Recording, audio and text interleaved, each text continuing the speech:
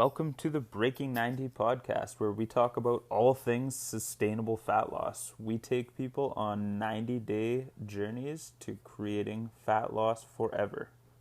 Thanks for listening. I hope you enjoy the episode. Hi, everyone. Welcome back to the Breaking 90 podcast. I'm your coach, Jerrika, with my incredible co-host, Coach Kelly, and we are two of the coaches of Breaking 90 Fitness. Thanks for listening. How you doing, Kelly? Oh, I'm so good. How are you, Jer? I'm excellent. What's new in your world? Good. What is new? Well, kind of wanted to engage in some dialogue here. What's new is I've been doing 4 weeks of fasting on the Breaking 90 program, and the caffeine is hitting differently in the morning. In a good way? In a shaky way. Sometimes it feels good and I'm raring to go and I can really use it to my advantage. And sometimes it's a little bit debilitating. So it's been interesting making just the observations, how it's hitting differently. Do you have that experience? That's interesting you say that. I've actually personally experienced that myself. And I've heard other clients. Now, the reason I guess I could see this happening is because you have a harder deadline in the evening and you're probably not consuming food as late, and you're on a completely empty stomach all morning while consuming your coffee. Any other thoughts on your end? No. And you know what? It's not a complaint. It's just an observation. It's certainly not bad enough to make me stop. It's not something I anticipated, because normally if I'm eating, it's around the time I'm having my coffee. So I don't notice the effects of the caffeine being the same. So it's just another thing to observe as you're making changes to the body. And I'm appreciative of getting to know my body a little bit more. Wasn't anticipating that in the beginning. Awesome. Mixing a little decaf here and there just so you still get the fiber. Thank you, Coach. If needed. That's what I do anyways. Yeah. Awesome. Cool. So today I have I guess another misconception that's out there in the fitness world. And there's some parts on here I wanted to get your take on. So common thing that I see is people doing cardio just to burn calories. And that's their main goal. And I kind of wanted to dig in maybe why that's not great. And then there's some mindset stuff I want to kind of ask you about as I'm getting into this. Oh, I look forward to this. Okay, go ahead. Okay. So it's so common, especially when our goal is fat loss. And it's a big misconception that I have to do cardio in order to lose fat, or I have to do cardio because I need to burn X amount of calories. And this is a really big, touchy topic I have, because I don't love when I hear this. This kind of breaks my heart when I hear clients talk about this. Because let's just back it up a little bit. Everything we do burns calories, right? We're constantly burning calories in our day-to-day activities. And we've talked about the different ways we burn calories on our podcast and in our Instagram feed. So if you have any questions, please refer to that. So all day we're burning calories. Everything we do burns calories. So why is it that we have to hop on a cardio machine just to burn more calories? And that shouldn't be our goal necessarily when we're getting on this cardio machine or when we're going out for a run. And the mindset that most people have is they get on, they have to burn as many calories as possible and work as hard as possible in X amount of time. Probably because this is going to reward them in their mind, right? Reward them for maybe more food later is the first one that comes to mind. And that's what I don't love about the cardio burning calories equals food or equals more food. And the reason I want to touch on this is let's say I went on a cardio machine for 30 minutes. Maybe I burned 200 calories. How easy is it to eat back that 200 calories that I just burned, right? That's an apple and a half, 2 apples with some peanut butter. And that's it. There's your 200 calories. And I just don't want it to create that relationship. And there's so many negative aspects I'm going to get into today with you about what this mindset of doing calories or doing cardio just to burn calories kind of creates. Have you ever, before we get into it, I want to hear your experience with this. Okay. So I want to reframe it first. Because I don't know that people will label it the same way that I will, but this is typically what I would do in a coaching session, is to say, even though they might be saying, well, I want to eat a piece of cake later, so I'm going to go out for a 20-minute run. They might look at it as affording something, but I will reframe that in a way to say, so you're punishing yourself, right? Like it is actually an approach of punishment. I have never in my experience heard someone say, I'm going to go do a strength training routine today so that I can afford something. Typically people are not punishing themselves with lifting. They punish themselves with cardio. And in reality, you're probably going to end up burning more calories doing a strength training routine. Anyways, that's just a side note. Which people just aren't educated about, right? Right. Which is not important. And again, no, in my mind, your workout, your goal should not be to ever to burn calories. That should not be your mentality going into a workout. It should either be to, and we can go through all the benefits, to increase strength. Maybe cardio is at the top of your list, but maybe it's to increase cardiovascular aspect to get better at running, right? It's what's your overriding goal, and the overriding goal shouldn't be, I need to burn X number of calories today so that I can reward myself, or I'm punishing myself, right? Yeah. And I think when we approach it that way, in terms of I need to afford calories for myself, we're not focusing on doing something that we enjoy, right? We're punishing our bodies by doing something that we think is a quick and easy fix to a habit that we have deemed, or an event that we have deemed detrimental or negative, right? And there's nothing wrong with having a piece of cake to celebrate a birthday, right? There's nothing wrong with affording different things in your lifestyle when you're eating on occasion. But we should be enjoying the way that we move our bodies, and not putting it into an equation of I have to make things balance out at the end of the day. Absolutely. And that kind of circles back to the podcast that you guys talked about, fitness trackers as well, like that overestimating, creating this unhealthy relationship with exercise and food, because we see this number on our watch that, I burned whatever in my workout. Now I can go have X. No, you're absolutely right. We should be able to create sustainable lifestyle habits that we can enjoy these foods while understanding that they come in smaller doses, right? So we don't necessarily have cake at every meal, but we understand the place that it has. Wait, and what? Not, it's Just kidding. If you want to, you could, as long as you fit it into your overall points or whatever that may be.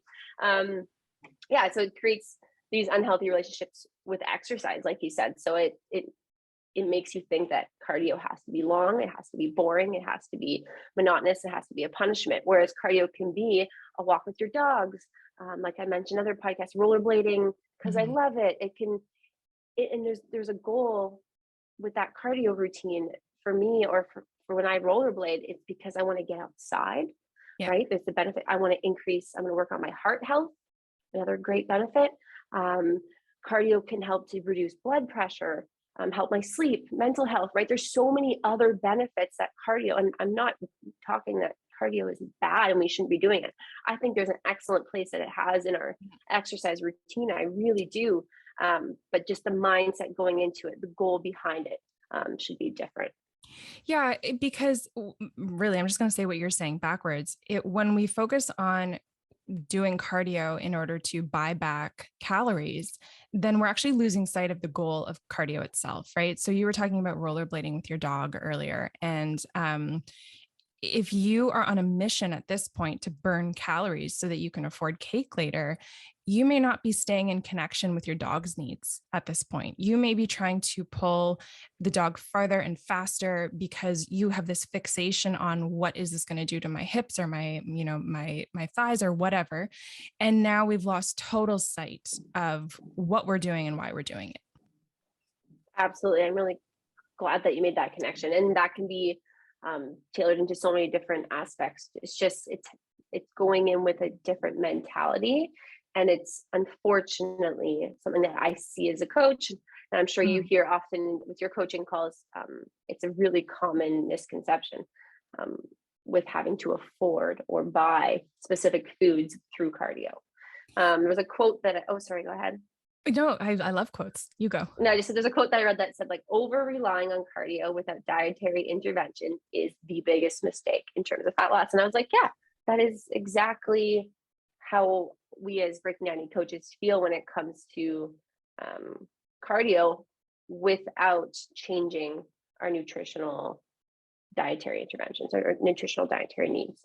Mm-hmm. That's where we always start, right? We always start with a food log to see where our client needs some adjustment, or how we could add more beneficial things into their life rather than take away. Yeah. This won't be true for everyone, but I do want to touch on this. I find that when we're doing cardio, because we like to incorporate it in our regular routine, we choose cardio things that we enjoy, right? If you love biking or blading, you're out on your bike or your blades. If I love walking, I'm out walking. What tends to happen for a lot of people is if it becomes about an equation of again, buying back calories, I force myself to run. Well, I hate running. Right. I tend to want to do something with a higher intensity that my body is not familiar with, because again, I'm looking for that quick fix. And so now it's not about maintaining a connection with my own body. You know, we talked about a connection with your dog on a blade. Now I'm not even listening to what my body needs or how it's used to moving or the small increments it needs to adjust to this new movement. I'm really, really dissociating from my body at that point, because like I said, the goal has changed and I need to fixate on that without considering the other necessary factors. And that's a really unhealthy relationship with your body and with food. Absolutely. And you mentioned at the beginning that you're typically choosing exercises that you don't enjoy if you have that poor relationship. Now, let's say you're going to do cardio, but even if you don't love cardio, right? And it's common. Some people just don't love any type. And that's okay. Even if you don't love it at all, but you know the benefits in terms of heart health, lowering blood pressure, sleep, et cetera, mental health. Even if you know the benefits of that, then there's getting out and finding one of those options is still possible. And I mean, forcing yourself to go for a walk, even if you don't love it, but with the overriding goal of mental health, that's great, right? If forcing yourself to go for a walk with the overriding goal of burning calories, that's the issue. That's kind of how I just wanted to say that it's okay to not love cardio, but doing it for the right reasons. Yeah, true. Right. Because I mean, a lot of people, one of our clients, a big one is, people start running at this time of the year. And it's a really common one, right? As an exercise coach, I get lots of messages. Hey, I'm ready to start running. And it's like, well, why? Mm-hmm. Why do you want to start running? Like, why do you feel that you need to start running right now? Is it because everybody else is doing it? So it's kind of digging into what type of cardio is best for you. And I think, with you, Kelly, and with some of our clients, tennis is a big one that people are starting to find new ways of getting out and raising their heart rate. And what else have I heard recently? Like I mentioned, rollerblading, just trying to find new and fun ways, because it doesn't have to be running. It's just one that's been coming up a lot. Yeah, because I know for myself, because like I said, I've never really loved running. So many of the advertisements that come across on Instagram and Facebook involve this, cartoonized simulation of a running girl. And she starts off very overweight, and then over the video, she slims down, and you're conditioned to believe that running is going to be the thing that makes you lose all the weight in all the right places and fast, right? We don't see this when they're showing us how to work out our abdominals or our glutes. It's always typically focused on running. So I think a lot of people gravitate to that and think it must be the solution, and I must just be on the outside. Absolutely. And when it comes to fat loss, right, a calorie restriction, you can be in a calorie deficit in order to lose the fat. Now, I'm not saying either that cardio can't be a tool. It can be a tool if it's something that, if you're doing it, again, for the right reasons. If it's something that you enjoy and it's not deemed a punishment, then it can be a tool in your fat loss journey if and only if your nutrition has been adjusted or looked at first. That's kind of the take I wanted. I just wanted to kind of reiterate that, because it's something that we see, especially at this time of the year with the nicer weather, in that it just becomes a punishment. Like, oh, it's 7 o'clock and I still haven't done my run yet. It's like, well, if it's making you that miserable and it's not your overriding goal, then maybe a walk will make you happier. Yeah, exactly. And this is something that I do a lot in my private coaching practice, is focusing on like, what do you want to feel? Right? Yes, we focus a lot on a scale in terms of Breaking 90 Fitness because the goal is weight loss, but we can also put those two tools together and say, what do you want to feel in that journey? Right? And if people aren't examining that, then yeah, they'll punish themselves and push their body because they can feel the progress, or they can feel that something is changing, rather than focusing on, what do I feel along the journey? Am I happy with myself? Am I feeling empowered, or am I feeling tortured? Right? Absolutely. And if someone does come to you and says, and tells you that I'm feeling tortured, what would be like, I'm feeling tortured because I feel like I have to do my cardio every day. What's kind of what would be like I don't know, like a tool you can give them, or a task you would give them to work on? Quite a few reflective questions, and thank you for asking that. That is a great place to start. When you're identifying what you want to feel, first and foremost, if you identify that you want to feel calm, then I'm going to ask you what kinds of things makes you feel calm. And if people are noting nature, I love nature, or I love walking with a friend, right? Then let's focus on some of those less intense things, and let's take that exercise outside amongst the trees so that you are moving, but you are creating a sense of calm throughout the walk. Even though your heart rate, pardon me, still might jump a little bit, there's a surrounding of your environment that facilitates the feeling of calm. Some people will never walk into a gym and feel that way, right? There's this feeling of intimidation. There's this feeling of fake light, which a lot of people don't like with the lights indoors. So if we're focusing, if we're focusing on what do you want to feel, then we can start to navigate what kinds of cardio is going to be right for us. Some people want to feel invigorated, right? Some people want to feel connected. There's all kinds of adjectives for our feelings. If you say connected, I'm going to say to what? Do you want to feel connected to your body so that you can really feel, when you're talking about focusing on form, you're feeling your body on the way down in a squat and on the way back up? Do you want to feel connected to someone as you're working out? Maybe it's important that you're running with a partner and you're laughing and conversing. Do you want to feel connected intellectually while you're working out, because that distracts you from the cardio itself, and you've got a great podcast turned on? We're mixing activities so that the movement that you're doing still feels great for you, and it facilitates the feeling that you want to have. That's awesome. And those are excellent ways, like we mentioned before, for people who know that there's a place for cardio in their routine as a tool, but they just don't love it. So those are great ways and great tools to find that connection of ways you can love the movement that you're doing. So that's awesome, Kelly. I'm really glad we dove into that a bit. Thanks. This is a really fun topic. Awesome. That's kind of everything I wanted to just touch on and reiterate when it comes to this, because again, like I said, so often we see it as cardio used as a punishment rather than a tool in our fat loss journey. And I just want to make sure people know that step one for sure is our nutrition. Step two is getting moving, and maybe cardio is a tool in that movement. That's really great, because I think a lot of people will listen to this and be able to identify why they've been avoiding cardio. If they can pinpoint and go, oh, I've actually avoided not just the runs, but my walks as well, because it always does turn into punishment. Then you can start kind of from ground zero and start to build up with the right questions in a better direction. Absolutely. There's definitely so many benefits when it comes to cardio, like I mentioned throughout this podcast. And I do think it's an excellent, especially at this time of the year, an excellent way to just get out and get moving and get outside. And if you have anything else to add that you think could be beneficial. No, I think we've covered tons. I would like to leave people with a mindfulness tip just before we sign off, but you let me know when you're ready for that. I didn't know if there was anything you wanted to add. Nope, that's perfect. Let's hear that mindful tip today. Okay, today is a mindfulness tip for gratitude. This is a check-in that I do with my own self and also with people that I love. So it's engaging others, which I think is really fun. And that is to do a 6 senses check-in. So asking someone and yourself, you don't need someone for this, to check in and say, what is my favorite thing that I saw today? What is my favorite thing that I smelled today? And run through the 6 senses. It's something that really challenges you to be aware of your surroundings.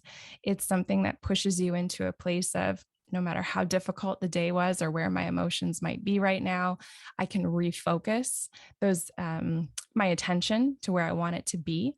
And if this becomes part of a regular practice for people, if you're doing this, daily or weekly, not only do you kind of check in at the end of the day, you're on the lookout during the day because you're going to do the six senses check-in. So there's a lot of fun that ends up happening throughout the day when you're like, ooh, that's going to make my list. So I think people can have a lot of fun with this. I love that. I'm definitely going to try this out. Awesome. Oh, please text me. That'd be great. I will. Thanks, Kelly. Cool. Awesome. Thanks for listening, everyone. If you have any questions regarding today's topic, or if you want to just share with your friends, like, comment, post, and we will hopefully see you next week. Thanks for listening.